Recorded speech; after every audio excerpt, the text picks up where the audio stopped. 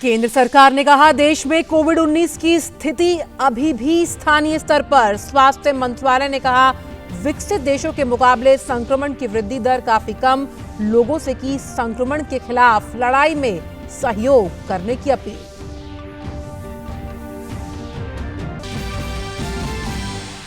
देश में कोविड-19 के एक्टिव मामलों की संख्या 1117, जबकि 101 लोगों को इलाज के बाद दी गई छुट्टी।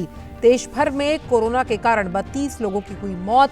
केंद्र और दिल्ली सरकार ने कहा प्रवासी मजदूरों के मुद्दे पर स्थिति अब नियंत्रण में। सरकार ने दी किसानों को बड़ी राहत। सरकार ने अल्पकालिक फसली ऋण के पुनर्भुगतान अवधि को 31 मई तक बढ़ाया। लॉकडाउन के दौरान किसानों की परेशानी को समझते हुए केंद्र सरकार ने किया फैसला। किसान बिना दंडात्मक ब्याज के मात्र 4% ब्याज दर पर कर पाएंगे भुगतान। आईसीएमआर ने कोरोना वायरस की जांच के लिए स्वदेश में निर्मित पहली टेस्ट किट को दी मंजूरी। टेस्ट की मौजूदा कीमत 4,500 के बजाय इस नए टेस्ट की कीमत होगी 1,200 रुपए। डीआरडीओ ने कहा कोरोना से लड़ने के लिए वेंटिलेटर्स और आइसोलेशन ट्यूब्स का देश में ही किया गया निर्माण। विश्व स्वास्थ्य संगठन की तरफ से आई अच्छी खबर। पिछले 24 घंटों में किसी भी नए देश, महाद्वीप और क्षेत्र से कोविड-19 के संक्रमण की नहीं कोई सूचना। दुनिया भर में कोविड-19 के संक्रमण के कुल मामले हुए करीबन 7 लाख। विश्व भर में करीबन 33,000 लोगों की मौत। नमस्कार, आप देख रहे हैं डीडी न्यूज। मैं हूं आंचल गुलाटी गुंबर और बुलेटिन में सबसे पहले आइए बात कर लेते हैं कोरोना वायरस को लेकर।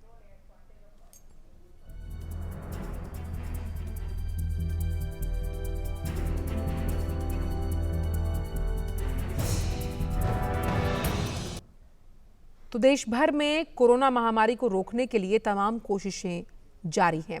इस बीमारी के कारण स्थिति लगातार गंभीर होती जा रही है। देश में इस वक्त कोरोना के कारण एक्टिव मामलों की संख्या 1117 हो गई। 32 लोगों की मौत हो चुकी है, लेकिन साथ ही 101 लोगों को इलाज के बाद छुट्टी दे दी गई है। संक्रमण को रोकने के लिए केंद्र सरकार राज्य सरकारों के साथ मिलकर तेजी से काम कर रही है।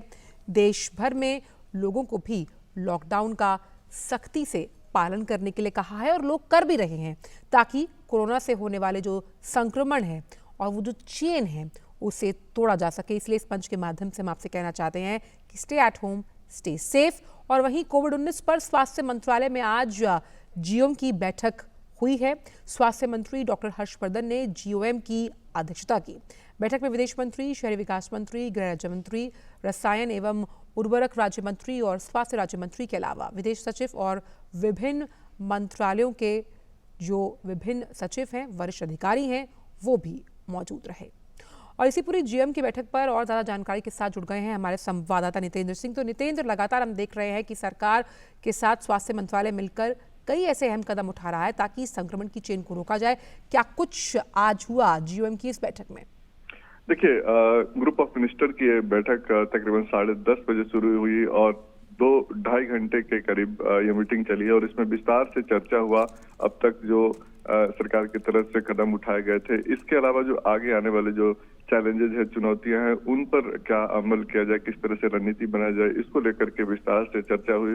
विस्तार से प्रेजेंटेशन दिया गया कि देश में क्या सिचुएशन है, कितनी जो एक तरह से जो मेडिकल इक्विपमेंट है, पीपीई है, उनकी उपलब्धता कितनी है, मास्क कितने हैं, हॉस्पिटल में कितने हैं, वेंटिलेटर कितने हैं, इन तमाम चीजों का विस्तार से एक पावर पॉइंट प्रेजेंटेशन दिया गया अधिकारियों की तरफ से, वो बताया गया ग्रुप ऑफ मिनिस्टर को। इसके अलावा जो निजामुद्दीन में दिल्ली में जो खबरें आ रही है उस पर भी ग्रुप ऑफ मिनिस्टर के उसमें चर्चा हुई और उसको लेकर के विस्तार से चर्चा हुई कि उस पर क्या कुछ कदम उठाए जाने की जरूरत है। तो ये एक लगातार ग्रुप ऑफ मिनिस्टर निगरानी करता रह रहा है कि देश में जो मौजूदा चुनौतियां हैं कोविड-19 को लेकर के उस पर।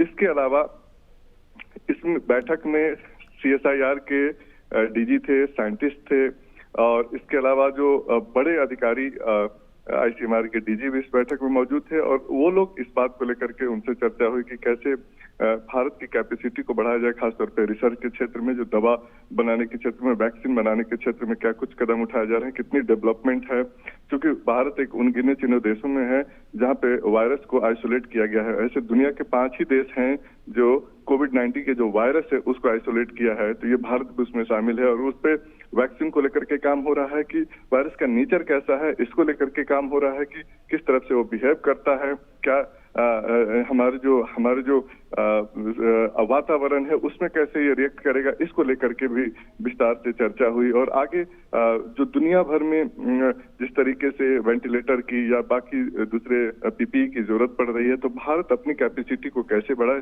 देश में ही कैसे उसका निर्माण हो ताकि विदेशों पर निर्भरता नहीं रहे, इसको लेकर के भी विस्तार से चर्चा हुई। और आगे जितनी कंपनी है भारत की, जितने भी रिसर्च सेंटर है, इस पे काम कर रहे हैं और भारत अगले 1 महीने 1.5 महीने में कई सारे टेस्ट किट जो है वो अपने विकसित करेगा।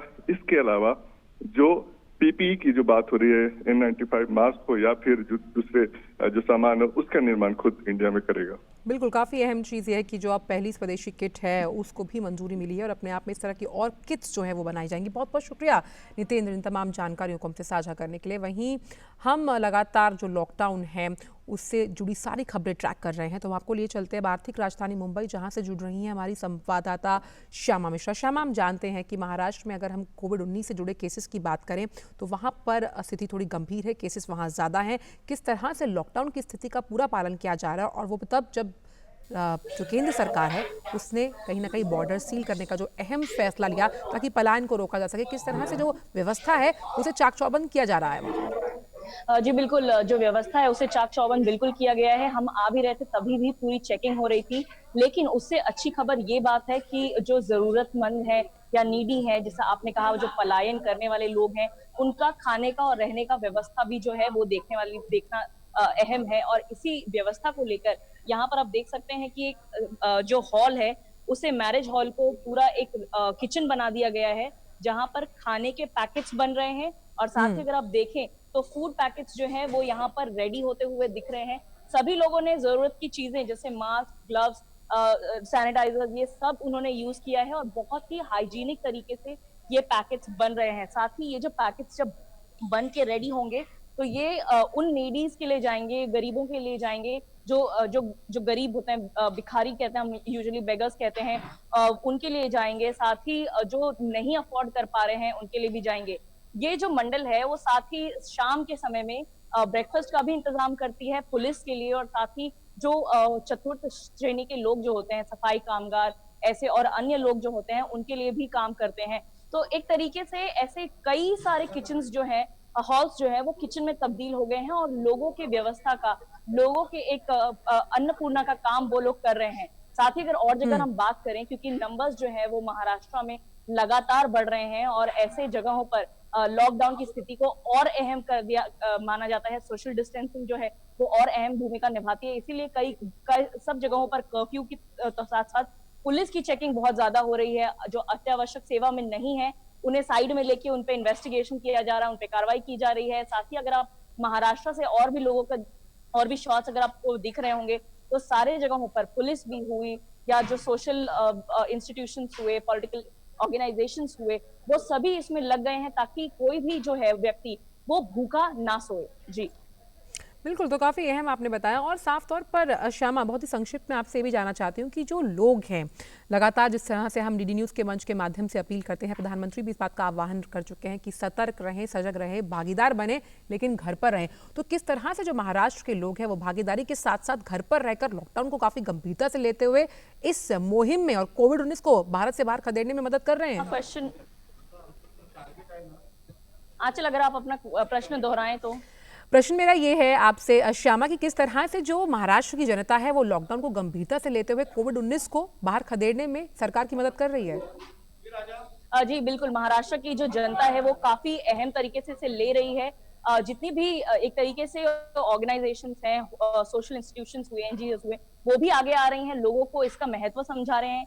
कॉलोनीज, सोसाइटीज की बात करें तो वो भी अपने लोगों को एक तरीके से बता रहे हैं कि अभी समय नहीं है कि आप गैदरिंग कोई करिए या बाहर जाइए।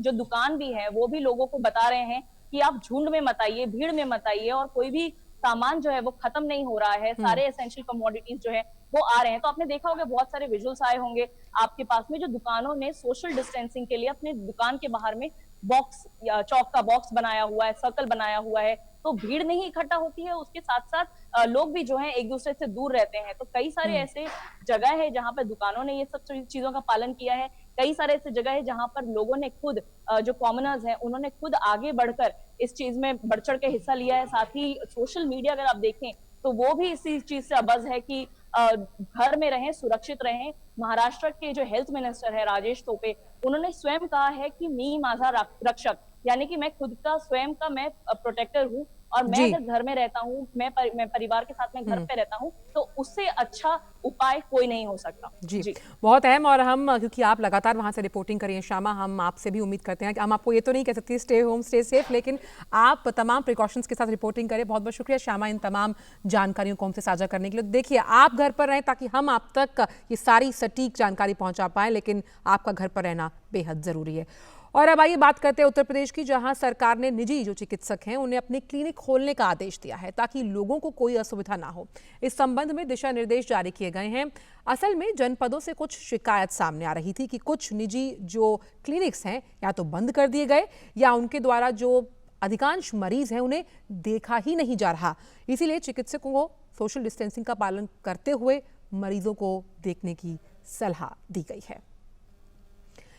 और वहीं स्वास्थ्य मंत्रालय ने स्पष्ट किया है कि देश में कोरोना वायरस की स्थिति अभी भी नियंत्रण में है। लगातार हम आपसे कह रहे हैं, स्वास्थ्य मंत्रालय ने लोगों से पहले जो दिशा निर्देश जारी किए गए हैं उनका कड़ाई से पालन करने के लिए कहा। स्वास्थ्य मंत्रालय के संयुक्त सचिव लव अग्रवाल ने स्पष्ट किया कि इस वक्त भारत कोरोना संक्रमण के लोकल ट्रांसमिशन के दौर पर है।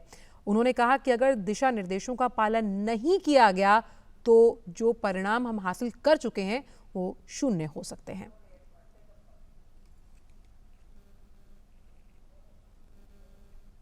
माइग्रेंट वर्कर्स की स्थिति नियंत्रण में है। सभी स्टेट्स और यूटीज कम्युनिटी पार्टिसिपेशन के साथ वॉर फुटिंग पर रिलीफ शेल्टर्स, फूड इत्यादि का इंतजाम कर रही हैं। चेयरमैन नेशनल एग्जीक्यूटिव कमेटी ने डिजास्टर मैनेजमेंट के अंतर्गत एम्पावर्ड ग्रुप्स भी कॉन्स्टिट्यूट किए हैं, जिससे कि कॉम्प्रिहेंसिव एक्शन और इंटीग्रेटेड रिस्पांस हो।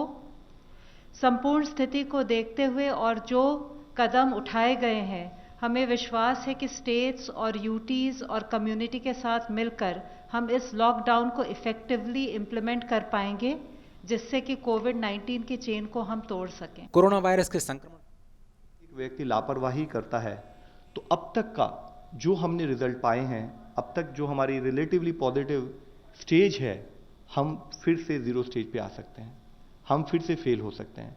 तो इसलिए मैं आप सबसे रिक्वेस्ट करूंगा कि हम लोग हर तरीके से 100% अलर्ट रहें, 100% एफर्ट रखें कि जो गाइडलाइंस, जो डायरेक्शंस और जो डूज एंड डोंट्स सरकार की तरफ से पब्लिक में हम सबको बता रहे हैं, कृपया करके उन गाइडलाइंस का 100% अमल हो। हम इसमें 99% भी अमल जो है वो हमारे एफर्ट्स को फिर से हमें बेकार कर देगा। इसके लिए आप सबका सहयोग हमारे लिए बहुत ज़रूरी है।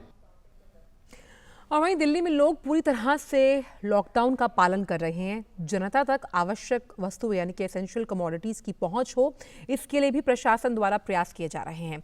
दिल्ली के दयालपुर इलाके में चल रहे लॉकडाउन का जायजा लिया हमारे संवाददाता चंद्रशेखर ने। हम दिल्ली के दयालपुर क्षेत्र में हैं और हम यहाँ जायज़ा लेने आए हैं कि क्या स्थिति है दिल्ली की लॉकडाउन की। और आप मेरे पीछे देख सकते हैं कि यहाँ पर इस सब जो दुकानें हैं वो बंद पड़ी हुई हैं, जो जहाँ पर पहले चहल पहल रहा करती थी, क्योंकि लोग जो हैं वो लॉकडाउन के नियमों का पालन कर रहे हैं और घर से बाहर नहीं निकल रहे हैं। अभी भी अमूमन जो लोग निकल रहे हैं वो अपने डेली नीड की चीज़ों को लेने के लिए निकल रहे हैं। कोशिश ये हो रही है कि गलियों के अंदर साग सब्जी की जो चीज़ें हैं वो पहुंचाई जाए और ताकि लोग जो हैं घर से बाहर ना निकले। इसके अलावा जो किराना शॉप्स हैं उनको खोला गया है। यहाँ पर दूध की सप्लाईज जो है वो लगातार यहाँ पर दी जा रही है। जो एसेंशियल सर्विसेज हैं वो लगातार यहाँ पर पहुँच रही हैं। ट्रक जो हैं वो यहाँ तक लगातार पहुँच रहे हैं। मास्क लगाते हुए लगातार आपको लोग यहाँ पर दिख जाएंगे जो भी बाहर से आ रहे हैं। और इसके अलावा यहाँ पर एक और चीज़ भी देखने को मिल रही है और वो ये है कि जो एसेंशियल सर्विस सर्विसेज में जो लोग लगे हुए हैं उनके लिए बसेस भी यहाँ पर हैं। मैंने देखा कि किस प्रकार से लोग वहाँ पर खड़े हुए हैं वहाँ तक अपने गंतव्य तक पहुँचने के लिए। तो कुल मिलाकर के भय का कोई वातावरण तो नहीं है, लोग घर से बाहर निकल रहे हैं सिर्फ अपना सामान लेने के लिए। और हम भी अपने दर्शकों से यही कहेंगे कि वो घर में से बाहर तभी निकलें जब उन्हें बहुत ज़्यादा ज़रूरत हो, यानी कि सामान, जो घरेलू सामान है वो लेने की। और कोशिश करें कि अपने गली के आसपास या अपने जितना नियरेस्ट जो चीज़ हो सकती है वहाँ से आप लोग लेकर के अपना सामान आएँ, ताकि लॉकडाउन के नियमों का पालन हो सके। आप घर में रहें, सुरक्षित रहें। Chandrashekhar, DD news, Delhi. और वहीं दिल्ली में केंद्र और राज्य सरकार ने इस वायरस के प्रसार को रोकने के लिए और देशव्यापी लॉकडाउन के कारण प्रवासी जो श्रमिक हैं उनके पलायन को रोकने के लिए कई सरकारी स्कूल्स को आश्रय गृह में, यानी कि आश्रय घरों में तब्दील कर दिया, जहां उनके ठहरने और खाने की व्यवस्था की गई है। दिल्ली और उत्तर प्रदेश की सीमा पर जो गाजीपुर इलाका है वहां हजारों प्रवासी मजदूर और दैनिक वेतनभोगी, यानी कि जो रोजमर्रा के कामगार हैं, कर्मचारी फंसे हुए हैं। हमारे संवाददाता तापस भट्टाचार्य ने दिल्ली के गाजीपुर में सर्वोदय कन्या विद्यालय के स्कूल की प्रधानाचार्य नीलम से बात की और स्थिति का जायजा लिया। इस वक्त एक गवर्नमेंट स्कूल को इस दिल्ली में रैन बसेरा के में तब्दील कर दिया गया है। यहाँ पे लोगों के खाने की और रहने की सुविधा की गई है। इस वक्त मेरे साथ मौजूद है इस स्कूल की जो हेड ऑफ ऑफिस है। यहाँ पे कितने लोगों का आप यहाँ पे देख सकते हैं, लोग यहाँ पे खाना प्रोवाइड कर रहे हैं। दिल्ली पुलिस के लोग हैं यहाँ पे जो खाना प्रोवाइड कर रहे हैं, आप देख सकते हैं। लेकिन मैम, आप मुझे बताइए कि कितने लोगों का खाना इस वक्त आप प्रोवाइड कर रहे हैं, कितने लोगों का रहना यहाँ पे प्रोवाइड कर रहे हैं? 250 के करीब है, 250 के करीब है, लेकिन 2000 लोगों का टारगेट है यहाँ पर। 250 के करीब लोग हैं इस वक्त लोग हैं। और लेकिन 2500 तक आप 2 से 2500 तक रेडी है। और खाना कहाँ से आ रहा है आपके पास? खाना हमारा सेंट्रलाइज आ रहा है, सेंट्रलाइज सुभाष प्लेस से। तो आप लोग सुबह शाम दोपहर ये तीनों टाइम का आप लोग खाना प्रोवाइड कर रहे हैं? तो यहाँ पे आप देख सकते हैं नीलम जी जो है एक तरह से हेड ऑफ द स्कूल है और यहाँ पे प्रोवाइड कर रही है। इस रैन बसेरा में खाना जो है वो तीनों टाइम का प्रोवाइड कर रहे हैं। और ये एक अहम भूमिका निभाने जा रहे हैं ये लोग इस लॉकडाउन के समय में। दूरदर्शन समाचार के लिए मैं तापस भट्टाचार्य, दिल्ली। और वहीं कोरोना से लड़ने में पुलिस कई तरह की भूमिका निभा रही है। एक अलग ही मानवीय चेहरा हम पुलिस का देख रहे हैं। देश में कहीं लोगों को राशन उपलब्ध करवा रही है पुलिस, तो कहीं भूखे लोगों को खाना खिला रही है। लगातार कर रही ड्यूटी में पुलिस ये सुनिश्चित कर रही है कि लोग घरों में रहें और कोरोना के खिलाफ जंग जीतें। और हाल ही में पुलिस का एक नया रूप सामने आया। अपनी क्रिएटिविटी को सामने लाते हुए छत्तीसगढ़ के बिलासपुर में पुलिस अब सदाबहार फिल्मी गीतों को कोरोना के खिलाफ लड़ाई में इस्तेमाल कर रही है। गाने की जो पैरोडी है अपने शब्दों में डालकर खूबसूरत तरीके से लोगों को कोरोना के प्रति जागरूक कर रही है और इन गानों के माध्यम से लोगों से अपील कर रही है कि वो घर पर रहें।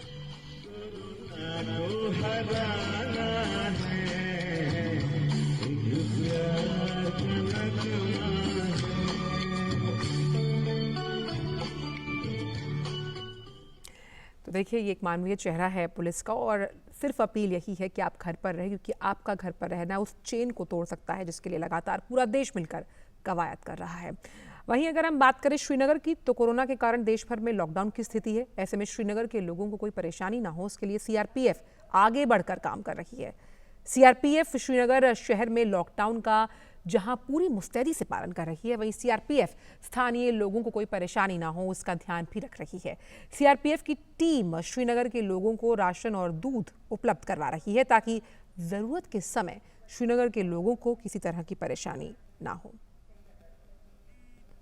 कहा जाता है कि किताबें आपकी सबसे अच्छी दोस्त होती हैं।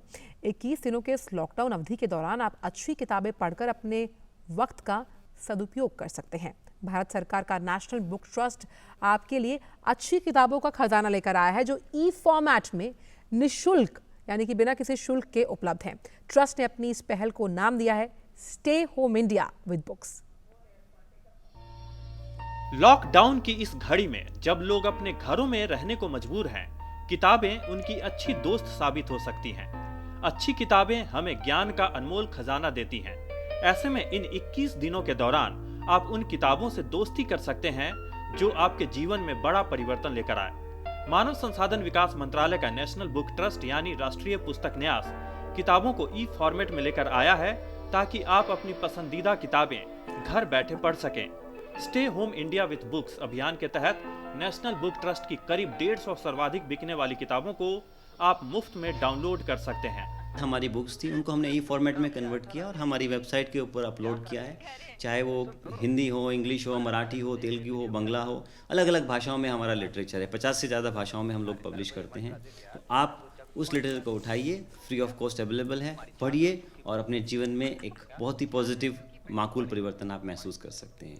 ये किताबें भाषाओं के अतिरिक्त अलग अलग क्षेत्रों को संबद्ध रखती है, चाहे वो बायोग्राफी हो, फिक्शन हो, स्टोरीज हो या रियल टाइम एक्सपीरियंस हो। कोरोना महामारी के समाज पर पड़ने वाले मनोवैज्ञानिक, सामाजिक और आर्थिक दुष्प्रभावों की चुनौती से निपटने के लिए भी नेशनल बुक ट्रस्ट ने नई पहल की है। कोरोना स्टडीज सीरीज के तहत ट्रस्ट लोगों को जल्द ही ऐसी अध्ययन सामग्री उपलब्ध कराएगा जो इस चुनौती से निपटने में मददगार साबित होंगी। इस स्टडी सीरीज के दौरान हमारा उद्देश्य यही है कि समाज के विभिन्न वर्ग, चाहे वो बच्चे हों, बूढ़े हों, बुजुर्ग हों या खुद कोरोना वॉरियर्स हो, उन सब के लिए आने वाले समय में कोरोना तो नहीं रहेगा, लेकिन उसके दुष्प्रभाव किस प्रकार से हमारे जीवन को प्रभावित करने वाले हैं, उनके लिए हम एक गाइड के तौर पे और एक रेफरेंस बुक के तौर पे ये एक स्टडी सीरीज लेकर आए। नेशनल बुक ट्रस्ट 50 से भी अधिक भाषाओं में किताबें प्रकाशित करता है और लोगों में पढ़ने की आदत डालने में ट्रस्ट का महत्वपूर्ण योगदान है। कोरोना वायरस के खतरे से निपटने की इस मुश्किल चुनौती के वक्त भी ये संस्थान लोगों को घर बैठे किताबें पढ़ने को प्रेरित कर रहा है।